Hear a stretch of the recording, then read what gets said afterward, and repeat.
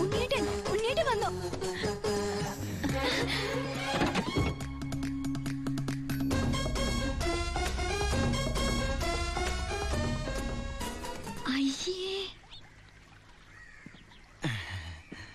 ഇതെന്റെ ഉണ്ണിയേട്ടനൊന്നുമല്ല, ഇതേതോ പിച്ചക്കാരൻ ലോട്ടറി അടിച്ച പോലെ ഉണ്ട്. അനിയനാ? അല്ല, ഉണ്ണിയുടെ അനിയനല്ലേ? അതെ. ആ, ഞാൻ ഉണ്ണിയുടെ ഫ്രണ്ടാ. ദുബായിൽ നിന്നാണ് വരവ്. എന്റെ പേര് ബിജു. BIJU, ബിജു. നല്ല പേരല്ലേ? നമസ്കാരം. സിസ്റ്റേഴ്സ് ആണല്ലേ? അയ്യോ, ആളെ കണ്ടപ്പോ ഒന്ന് പേടിച്ചുല്ലേ? പേടിക്കണ്ട, എന്റെ ഏട്ടൻ നല്ല സുന്ദരക്കുട്ടപ്പനാ. ആദ്യം അനിയൻ ഇരിക്കി. ഞങ്ങൾ ദുബായിക്കാർ ഇരുത്തിയിട്ടേ ഇരിക്കാറുള്ളു. ഇരിക്കി. അച്ഛനാണല്ലേ? എന്റെ മോളുടെ. ഞാൻ വിചാരിച്ചു എന്റെ മോളുടെ ഇരിക്കുന്നു. ഔട്ട് ഹൗസിലെ പുതിയ താമസക്കാരാ. ആ വണ്ടി മാത്രം അവിടെ വെച്ചിട്ട് ബാക്കിയുള്ള സാധനങ്ങളെല്ലാം ഇങ്ങോട്ട് എടുത്തോ. എല്ലാം ഇങ്ങോട്ടേക്കുള്ളതാ. ഉണ്ണി തന്നുവിട്ടതാണേ. ഉണ്ണി വരുന്നതിനെ കുറിച്ച് വല്ലതും പറഞ്ഞായിരുന്നു? ഒന്നും പറയാൻ പറ്റാത്ത അവസ്ഥയാ. അപേക്ഷ കൊടുത്തിട്ടുണ്ട്. അപേക്ഷയോ? ലീവിനെ. വലിയ തിരക്കല്ലേ, ഒരു ദിവസം പോലും മാറിയിക്കാൻ പറ്റില്ല. അവിടെ എന്താ ജോലി? എനിക്ക് അവിടെ ഗോൾഡ് ഫാക്ടറിയിലാ ജോലി. തനിക്കല്ല, ഉണ്ണിക്ക്. ഉണ്ണി അവിടെ വലിയ പൊസിഷനിലല്ലേ? നിങ്ങൾക്കൊന്നും ചിന്തിക്കാൻ പറ്റാത്ത പൊസിഷനില്ലേ എന്ന് പറയുമ്പോ ദുബായിലെ ഷെയ്ക്ക.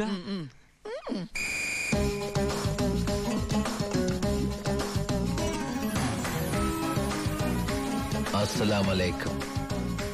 ഏയ്, നല്ല പവറുള്ള ജോലിയാ. ഉണ്ണി ഗവൺമെന്റിന്റെ ഗസ്റ്റ് അല്ലേ? Free quarters, free food, free dress. ഒരു വലിയ കൊട്ടാരത്തിലല്ലേ താമസിക്കുന്നത്? ഗവൺമെന്റിന്റെ വലിയ കൊട്ടാരത്തില്.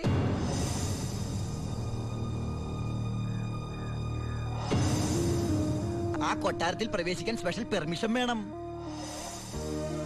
സദാസമയം പോലീസ് പ്രൊട്ടക്ഷൻ. ഉറങ്ങുമ്പോ പോലും പോലീസ് കാവൽ. ക്ഷവരം ചെയ്യാൻ പോലും സർക്കാരിന്റെ ബാല്യക്കാരാ.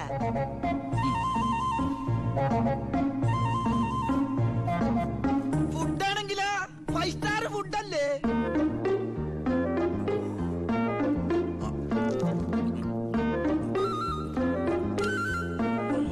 ചിക്കൻ വേണോ, മട്ടൻ വേണോ, ഡക്ക് വേണോ? ഓ, ഇങ്ങനെ ഒരു മകനെ കിട്ടിയ അമ്മ ഭാഗ്യവതിയാണ് അമ്മേ.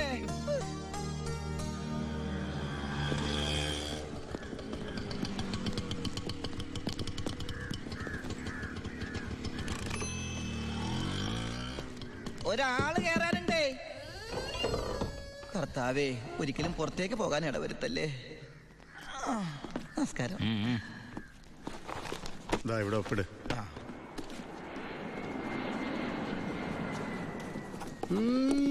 ഇതാരപ്പാടാ? എന്റെ അപ്പന്റെ ഒപ്പ. അപ്പം മരിച്ചപ്പോ എനിക്ക് തന്നതാ. മതി മതി മതി. ഈ സാധനങ്ങളൊക്കെ സ്റ്റോറി കൊണ്ട് ഏൽപ്പിച്ച് ഡ്രസ് മാറി സെല്ലോട്ട്. ഞാനിപ്പ ഡീസന്റ് ആയി സാറേ. ഇതെന്റെ പേഴ്സല്ലേ? അതല്ലേ പറഞ്ഞ ഞാൻ ഡീസന്റ് ആയിരുന്നു. പോണ വഴിക്ക് പോലീസ് പിടിച്ചാ കൊടുക്കാൻ ഒന്നും എന്റെ ഉണ്ടായിരുന്നില്ല. തുറന്നു നോക്കിയപ്പോ അതിന്റെ അകത്തും ഒന്നുമില്ല. ഇപ്പൊ ഇതിനകത്ത് വല്ല ഉണ്ടടാ? തുറന്നു നോക്ക്. പറഞ്ഞു, നിന്നെ പോലെ നല്ല കള്ളന്മാർ ഇപ്പൊ ഇല്ല. സാർ എന്നെ പുകട്ടരുത്, ഞാൻ പെരുങ്കള്ളനാകും. അകത്തോട്ട് പോടാ. ഈ പരോള് കഴിഞ്ഞു വന്ന വഴി ഞാൻ മറന്നു.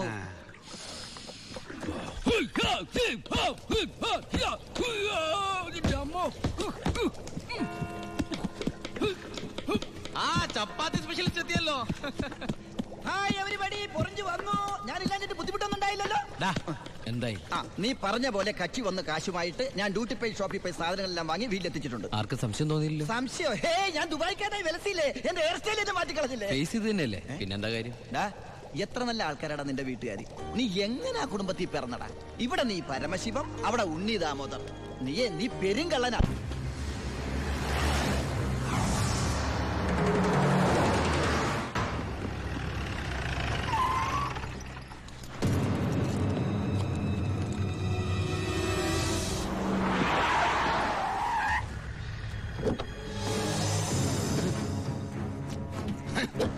നീ വിഷമിക്കണ്ട മോനെ. വിഷമദ്യം കഴിച്ച് 3-4 തട്ടിപ്പോയത് കൊണ്ടാണല്ലോ നിനക്കിപ്പോ എന്റെ അകത്ത് കിടക്കേണ്ടി വന്നേ. അല്ലെങ്കിൽ നിന്റെ അപ്പൻ നിന്നെ പുല്ലുപോലെ പുറത്തിറക്കി കൊണ്ടുവന്നേ. നിനക്ക് ഇവിടെ യാതൊരു ബുദ്ധിമുട്ടും ഉണ്ടാകില്ല. അതിനുള്ള ഏർപ്പാടൊക്കെ ഞാൻ ചെയ്തിട്ടുണ്ട്. നമ്മൾ ഇത് എത്ര ജയില് കണ്ടിരിക്കുന്നടാ. നടക്ക്. അപ്പഴേ സാറേ, സൂപ്രണ്ട് സാറിനോടൊന്ന് പറഞ്ഞേക്കണം, അവൻ ചിന്നാടമർക്കിയുടെ മോനാണെന്ന്. ആടാ മോനെ, കുറച്ച് ദിവസം കഴിയുമ്പോൾ നിന്നെ ഞാൻ ഹോസ്പിറ്റലിലോട്ട് മാറ്റിച്ചോളാം.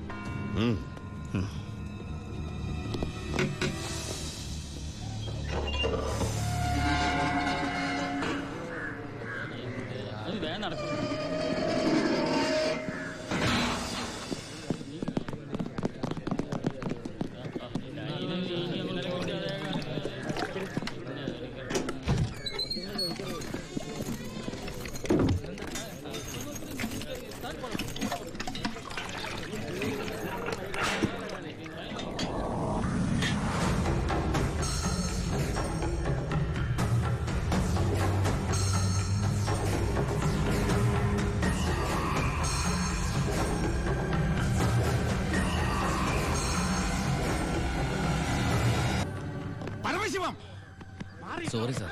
എന്റെ മുമ്പിൽ വെച്ചാണ് അഭ്യാസം. പരോളിന് അപേക്ഷ കൊടുത്തിട്ടില്ല. എന്താണ് അവനോട്ട് ഇടപാട്? ഓൾ കേരള ക്രിമിനൽസ് അസോസിയേഷനിൽ അവനും മെമ്പറല്ലേ സാറേ? ഇടപാട് കാണാതിരിക്കൂ. മേത്തൊക്കെ സാമ്പാറുമായി. ഇതിൽ ചോറും കൂടി വിളമ്പട്ടെ സാറേ? 2 പപ്പടം കൂടി തടാ, പൊടിച്ചു കളഞ്ഞാൻ. ആരാ ചോറ് വെച്ചത്? പപ്പട ഇല്ലെന്ന് അറിയില്ലേ? മതിയടാ. മതിയെങ്കിൽ മാറ്. അവൻ എന്തിനാടാ നിന്നെ ചവിട്ടിയത്?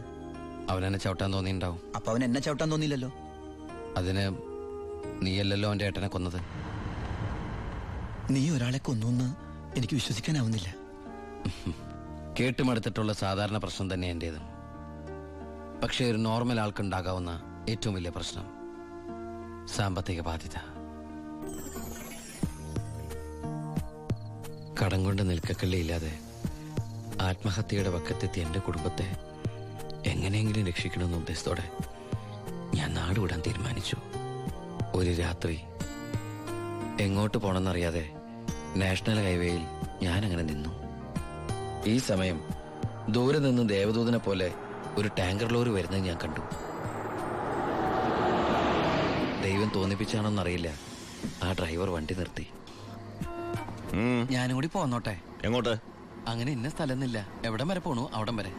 ഓ അവിടെ കയറ്. സോറി.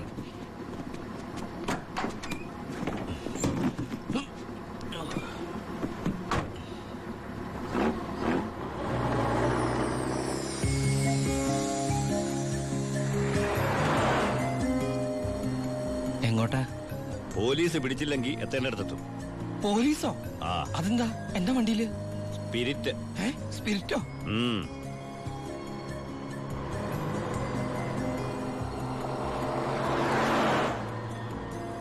ഇതൊക്കെ ഒറ്റയ്ക്ക് ഉണ്ടാവാൻ പേടിയില്ലേ?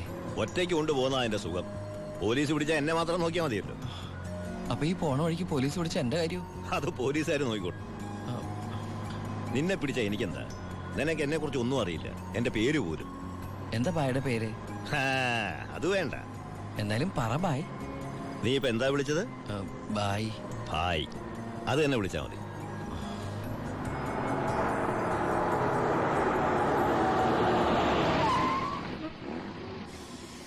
എന്താ നിർത്തിയത്?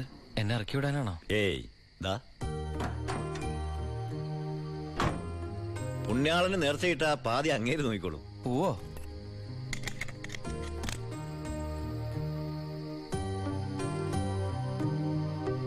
എന്റെ പുണ്യാള, നേർച്ചിടാനായിട്ട് എന്റെ കയ്യിലൊന്നുമില്ല. എന്നെ മുഴുവനായിട്ട് കാത്തോളണേ.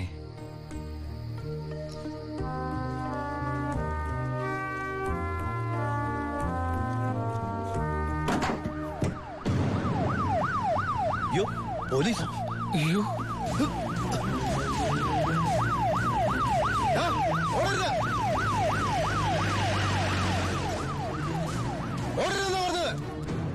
നീ എന്നതാടായി പറയുന്നത്? ലോഡ് പോലീസ് പിടിച്ചെന്ന്? അതേ മുതലാളി, ഞാൻ ഓടി രക്ഷപ്പെട്ടതാ. ഇതിലെന്തോ ചതിയുണ്ട് ചേട്ടായി. കൊച്ചു മുതലാളി എന്നെ സംശയിക്കരുത്. വർഷം കുറെ ആയില്ലേ ഞാൻ നിങ്ങളുടെ കൂടെ ആയിട്ട്. എത്ര വർഷമായാലും നീ കള്ളപ്പണിയല്ലേ ചെയ്യണത്? കള്ളൻ എന്നും കള്ളൻ തന്നെയാടാ. ഇതേ ലക്ഷങ്ങളുടെ ഏർപ്പാടാ. ബേബി കുഞ്ഞേ. ചേട്ടാ സത്യം പറ, ഞങ്ങളുടെ ലോറിയിലൂടെ എങ്ങോട്ടാ മറിച്ചു വിറ്റത്? ഇയാളുടെ മോന്ത കണ്ടാലറിയാം 10 കാശ് കയ്യിൽ കിട്ടിയിട്ടുണ്ടെന്ന്. നമുക്ക് പോലീസ് പരാതിപ്പെടാൻ പറ്റില്ലല്ലോ, സംഗതി സ്പിരിറ്റ് അല്ലേ. ഇവനെ കൊണ്ട് സത്യം ഞാൻ പറയിപ്പിക്കാം. പറയടോ. ഞാൻ പറഞ്ഞത് സത്യമാ. നീ പറയില്ലല്ലേ? പറയടോ. ലോഡ് ആർക്കാ നീ മറിച്ചു വിറ്റത്? കുഞ്ഞൻ.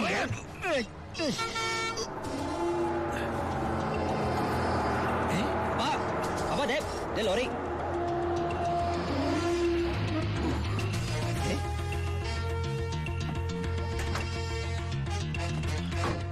നല്ല ആളാട്ടാ. പോലീസിനെ കണ്ടപ്പോ ബായി എന്തൊരു ഓട്ടോ ഓടിയത്. ഞാനാണെങ്കിൽ പേടിച്ചും പോയി. പിന്നെ RC ബുക്കിലെ അഡ്രസ് അപ്പൊ ഒരു കണക്കിന് വണ്ടി ഇവിടെ എത്തിച്ചു. എനിക്കാണെങ്കിൽ കാറൊക്കെ ഓടിച്ചുള്ള ചെറിയ പരിചയമുള്ളേ. എന്തൊരു പാടാ ഈ പണ്ടാറ് ഓടിക്കാനായിട്ട്. എന്റെ പുണ്യാളം കൊണ്ടുവന്നാ ഇവനെ. ഇത്രയും കാലം ജീവൻ പണയം വെച്ച് കൂടെ നിന്നിട്ടും നിങ്ങൾക്ക് ആർക്കും എന്നെ മനസ്സിലായില്ല. ചെയ്യുന്നത് കള്ളപ്പണിയാണെങ്കിലും അതൊരു സത്യമുണ്ടെന്ന് വിശ്വസിക്കുന്നവനാ ഞാൻ. ഇനി ഞാൻ നിങ്ങളോട് വന്നാൽ ശരിയാവില്ല. ഞാൻ പറഞ്ഞോട്ടെ. എന്നെ കൊണ്ട് കുറെ ഉണ്ടാക്കിയില്ലേ, ഇനി ഒറ്റയ്ക്ക് കൊണ്ട് ഉണ്ടാക്കിയാ മതി. ചാണ്ടിച്ച അപ്പാ ഇയാള് പോണേ പോട്ടപ്പാ. ഇയാളെ ചത്ത നമ്മള് ബിസിനസ് ഇല്ലേ.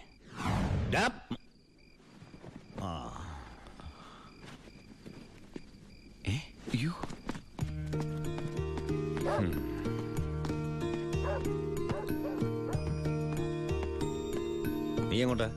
ബായി എങ്ങോട്ടാ? എങ്ങോട്ടെങ്കിലും. എന്നാ ഞാനും എങ്ങോട്ടെങ്കിലും. വാ. ബായി സത്യമുള്ളവനാണെന്ന് എനിക്ക് തോന്നി. ഞാൻ അയാളുടെ കൂടെ കൂടി. ബായിക്ക് ഭാര്യയുണ്ട്, മകനുണ്ട്. മകനെന്ന് പറഞ്ഞ ബായിക്ക് ജീവനാ. ശിവന് കുറച്ച് ചോറിട്ടോടടി. ശിവനല്ല, ഉണ്ണി. ചോറ് വേണ്ട, അതിന് പകരം പപ്പടം എടുത്തോളാം.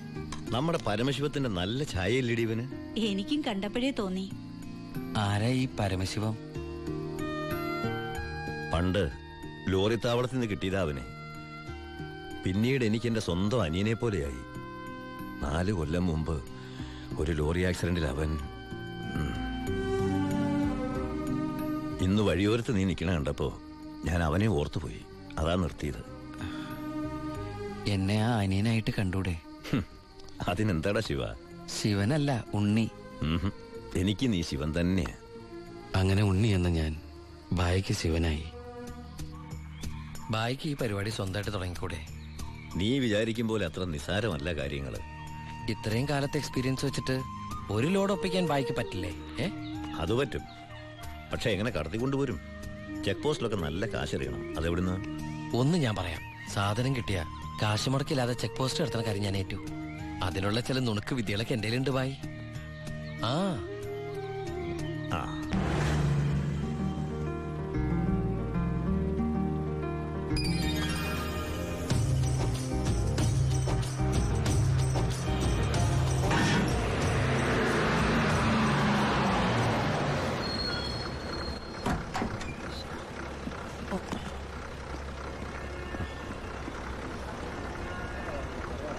സാറേ, വണ്ടി എന്താണ് വണ്ടിയില്? ഐസാണ് സാറേ. കുറുപ്പേ കയറി പരിശോധിക്കും. സാർ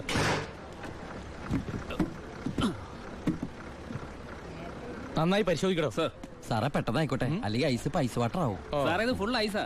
അടച്ചേക്ക്. ഓ ചാടിക്കോ ചാടിക്കോ, അല്ലെങ്കിൽ ഐസാവും.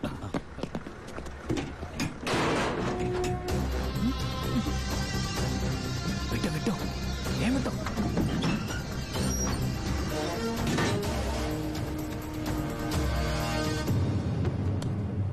പെട്ടെന്നാവട്ടെ. ശിവ. എന്റെ പുണ്യാളച്ചോ, നീ ഇങ്ങ് എത്തുന്നത് വരെ ഞാൻ മുള്ളേ നിൽക്കായിരുന്നു. സ്പിരിറ്റ് എന്തേടാ? ദാ ഇതൊക്കെയാ. ഈ ഐസ് കിട്ടേ? ഞാൻ കാണിച്ചു തരാം.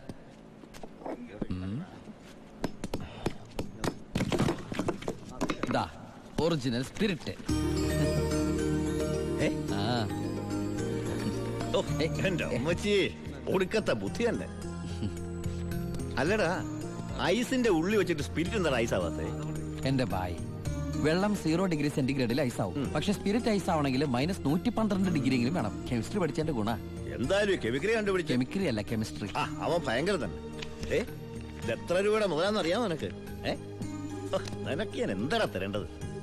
ഈ ലാഭത്തിന്റെ പകുതി നീ എടുത്തു അല്ലേ? വേണ്ട, ഇത് മുഴുവൻ നീ എടുത്തു. വേണ്ട ബായ്. ബായ്, ആ ചിന്നാടന്മാരെ അവിടെ ജോലി ചെയ്തിരുന്നപ്പോ ഒരു ലോഡിന് എത്ര രൂപ കിട്ടിയിരുന്നത്? 5000 ഉരുവ. 5000 ഉലുവ മതി എനിക്ക്. അല്ല ഇവര് ഞാനും ബായ് തമ്മിൽ എന്താ വ്യത്യാസം? അങ്ങനെ നീ പല അടവുകൾ ഉപയോഗിച്ച് വാളയാർ ചെക്ക് പോസ്റ്റ് വഴി പലതവണ ഞാൻ സ്പിരിറ്റ് കടത്തി. ഒരു നാൾ പിടിക്കപ്പെട്ടു. ചെക്ക് പോസ്റ്റുകളിൽ ഞാൻ പണം വാരിയെറിഞ്ഞു. ഉദ്യോഗസ്ഥന്മാരിൽ ഭൂരിഭാഗവും എന്റെ സ്വാധീന വലയത്തിലായി. പിന്നെല്ലാം അവരുടെ അനുഭവത്തോടെയായി. ബായിക്ക് വീടായി, കാറായി, ലോറികളായി. ബായിയുടെ വലങ്കയായി ഞാൻ അവിടെ പരമശിവം എന്ന പേരിൽ അറിയപ്പെട്ടു. വാളയാർ പരമശിവം.